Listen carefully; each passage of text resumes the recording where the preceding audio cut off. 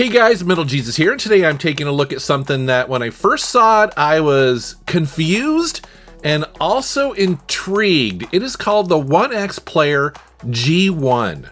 I was sent this thing for review, and check this out. Basically, it's a really small PC running Windows 11, but its unique feature is that it has this keyboard on top that can be removed, and underneath is a built-in controller with a virtual keyboard down there.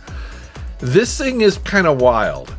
And so today I'm going to take a look at this thing. I'm going to run a bunch of games on it because it is designed to be a gaming computer, but also double as a full-blown Windows computer as well. And to help me out with this, I've wrangled in my buddy Drunken Master Paul. So we're going to get a couple of his thoughts and ideas on this thing as well. This thing is pretty powerful.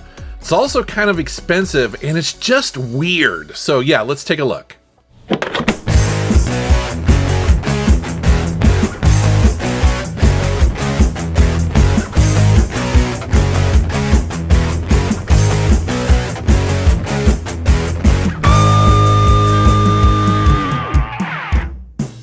All right, so what do we got going on here? Well, there are two versions of this. There's an Intel version and there's an AMD version. They sent me the AMD, so this is AMD Ryzen AI9HX370 processor.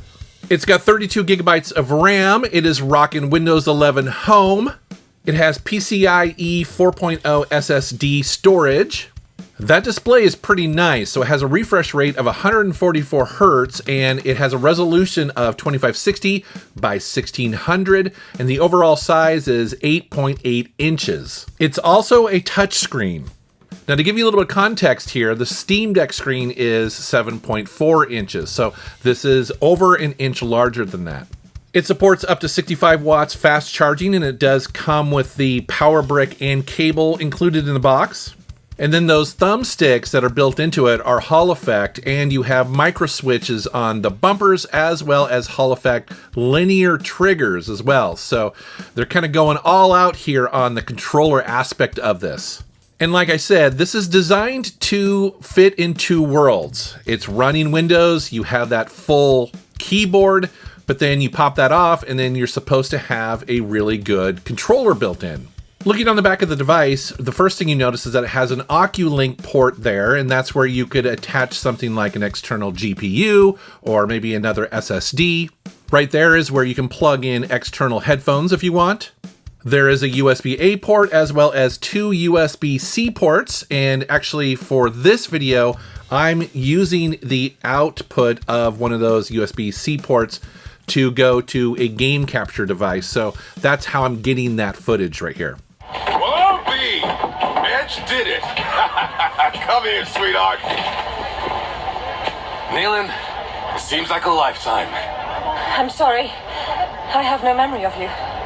You really can't remember this pretty boy face of mine? I'm sorry. Hell.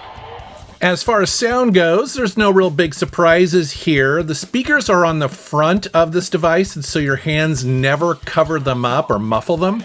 And it's loud. I have it at 30% right here, and it's about as loud as I probably would want it to be, but you could really crank this up if you needed to, if you're going to be watching a movie or something like that.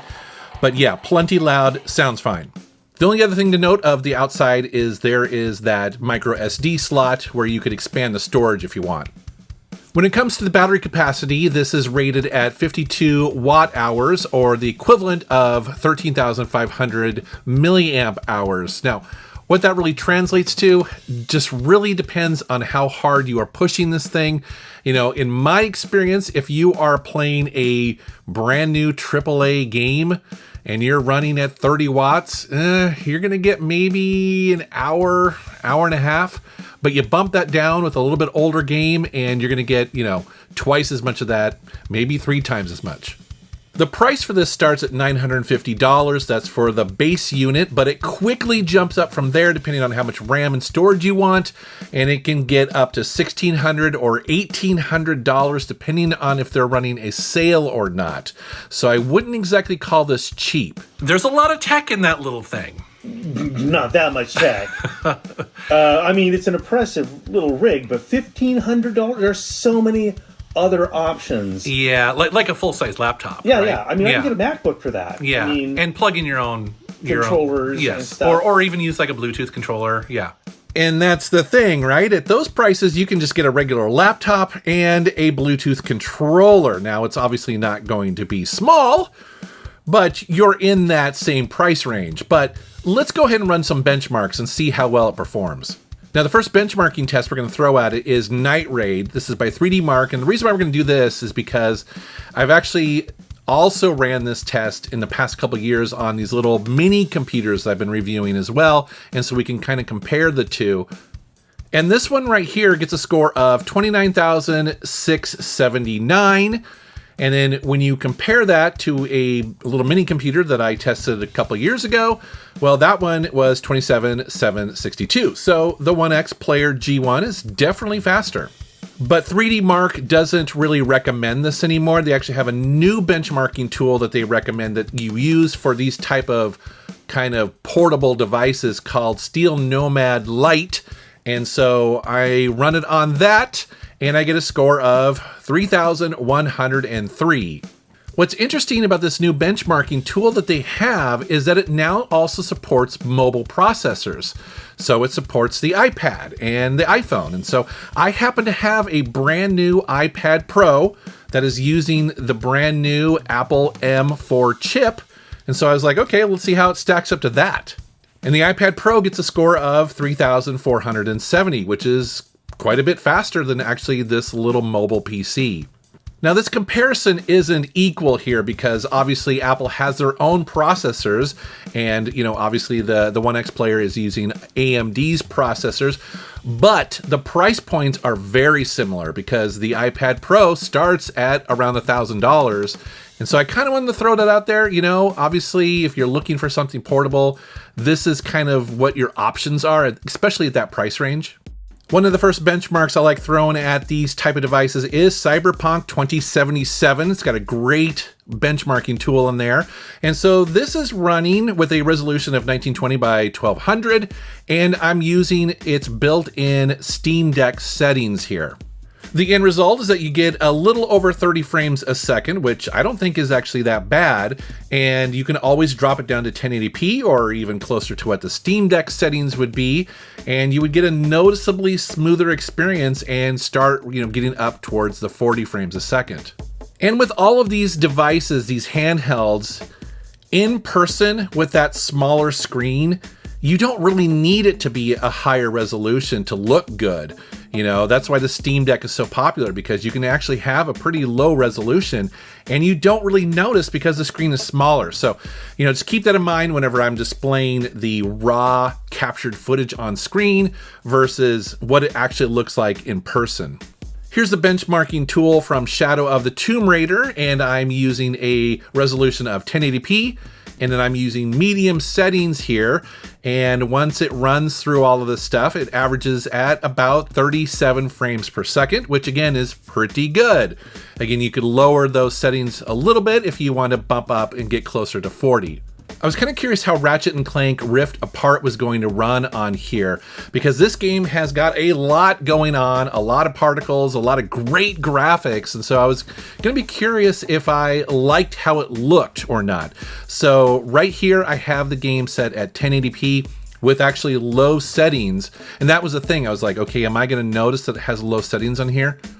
No, it looked fantastic. And it ran like a dream. It looks really nice on the screen. I didn't tell Paul any of this, actually. I just put it in his hands and let him play it because he loves this game. Actually, him and his wife, Liz, absolutely love this game. So I was curious to see if they would notice or not, and even he was impressed. Another game I was curious to check out is Titanfall 2. I actually recently replayed this whole game on my Steam Deck. From beginning to end, I love this game so much. I was curious to see how it was going to run in here. Now, the interesting thing, I was trying 1920 by 1080, and I got a crash when I launched it the first time. I was like, oh, that's kind of interesting.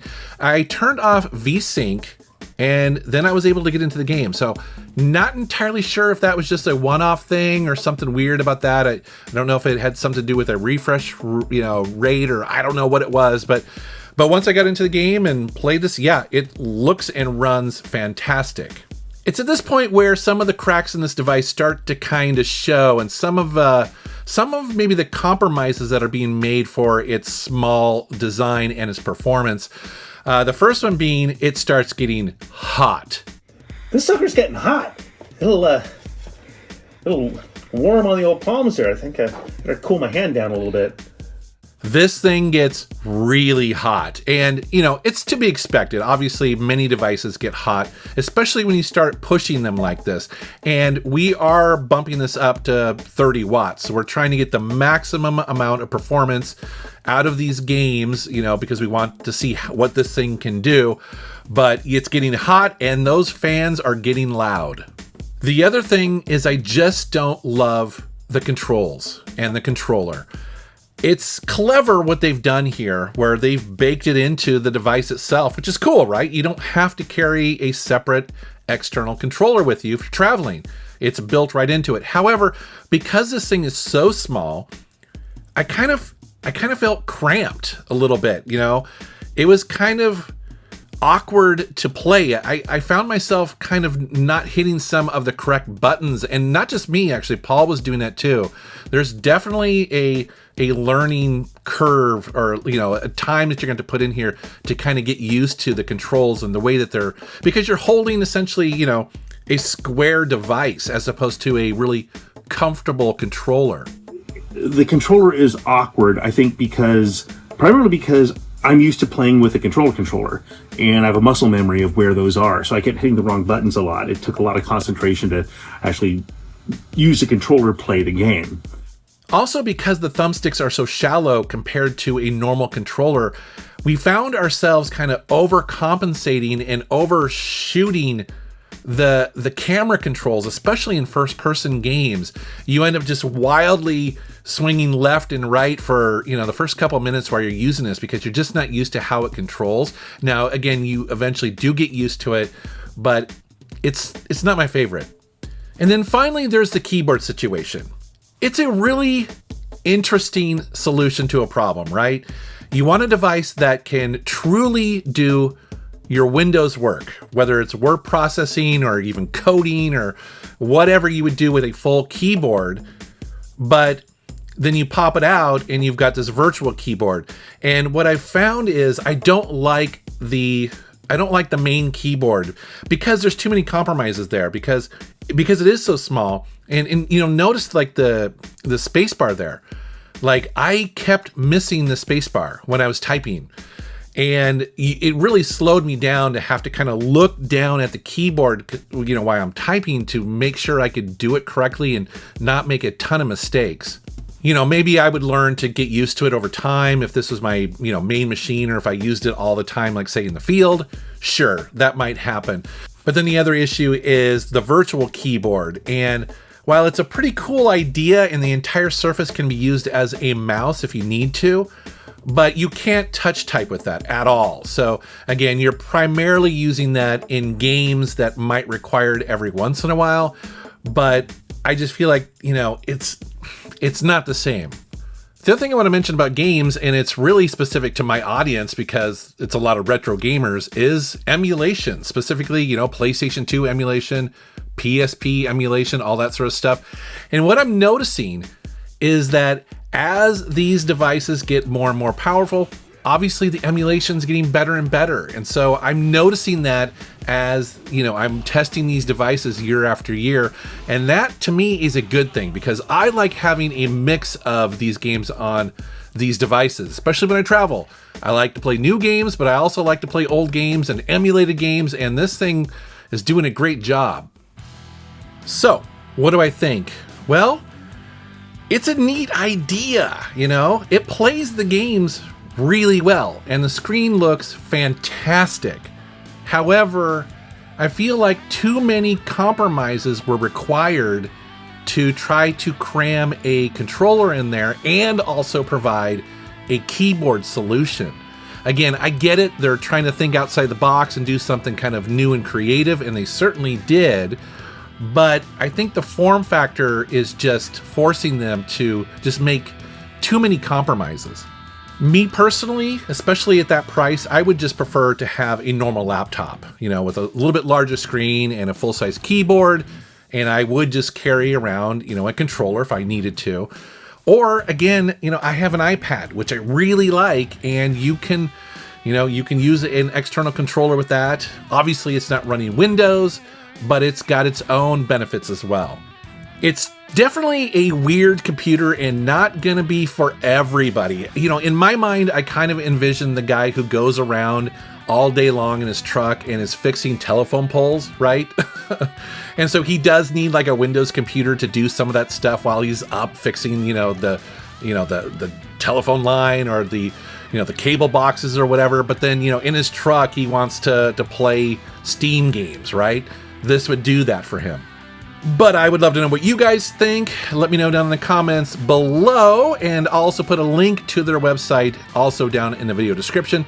And as always, guys, I want to thank you for watching my channel. Thank you for subscribing, and take care.